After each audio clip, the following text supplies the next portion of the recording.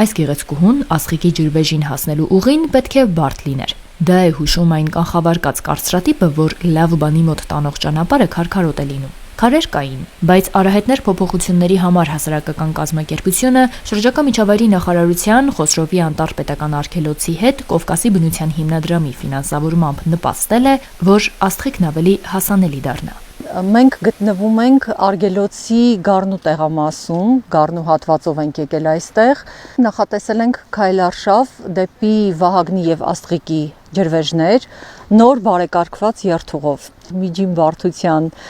երթուղի է, շատ հանգիստ քայլարշավային, անգամ դպրոցականների համար շատ հարմար է այստեղ գալը։ Բարեկարգումից հետո առավել եւս, որովհետեւ արդեն շատ հարմար Արահետը մեզ տանում է մինչև ջրվեժներ եւ Վահագնի, այնուհետ արդեն Աստղիկի։ Հեթանոս աստվածների անուններով ջրվեժներին հասնելը նախկինում էլ հնարավոր էր, բայց ոչ այսքան հեշտ։ Սա Վահագնի ջրվեժ տանող ճանապարհն է, ինչպես տեսնում եք, մի քիչ անհարթ է, չնայած դրան շատ ապահով է, անցնելը հեշտ է։ Միայն գարնանը մի կարճ ժամանակ, երբ որ գետերը վարարում են, այդ ժամանակ է, որ դժվար է անցնել այստեղ, բայց այս շրջանում շատ հեշտ է, կարելի է շատ հեշտ անցնել։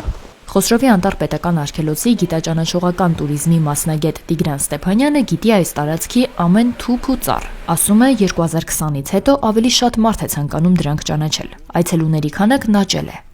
Տեղացի զբոսաշրջիկները հիմնականում սկսել են հետաքրքրվել կորոնավիրուսից հետո,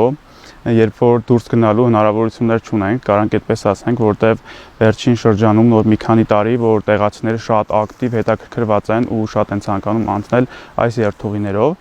Նաև աշխատում ենք դպրոցների, համալսարանների հետ, իրենց հետ ունենք այլ մշակված ծրագիր, կոնկրետ դպրոցականների համար շատ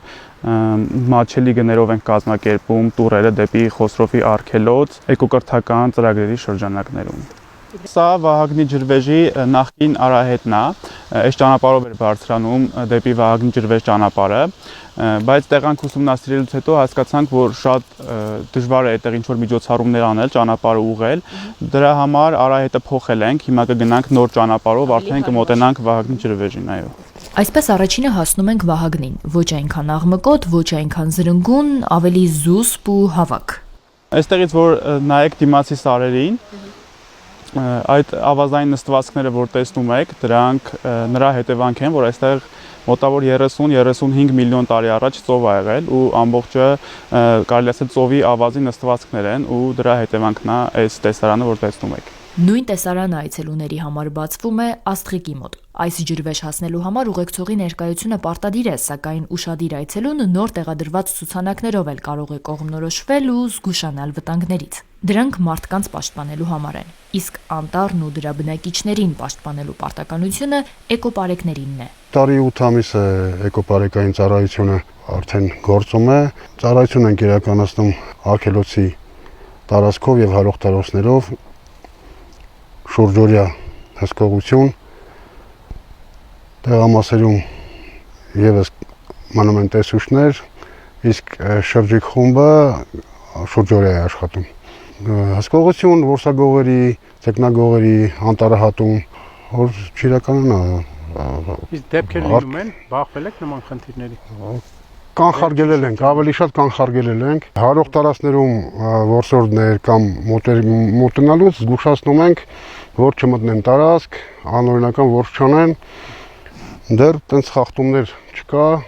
Այստեղ վայրի կենդանիներից պաշտպանվելու կարիք չկա, ասում է Տիգրան Ստեփանյանը, ավելի կարևոր է կենդանիներին պաշտպանելը։ Վայրի կենդանիները իրենք մարդկանց չեն սիրում ու առաջին իրանք են փախչում, հեռանում, դրա համար ոչ մի ինչ-որ հատուկ գործողություններ պետք չի անել, ամենավտանգավորները, ինչպես գիտեք, թունավոր օձերն են, մնացած դեպքերում տեսանելի կենդանիները իրանք շատ արագ կհեռանան, շատ հնարավոր է, որ դուք էլ չնկատեք, չհասցնեք նկատել։ Անտառը պետք է հանգիստ թողնել, ասում են դրա պահապանները։ Այստեղ արգելված է թե ծառահատումը, թե տունկը։ Բնությունը պետք է հանգիստ ապրի իր կյանքով։ Մեծ հրդեհ ունեցանք,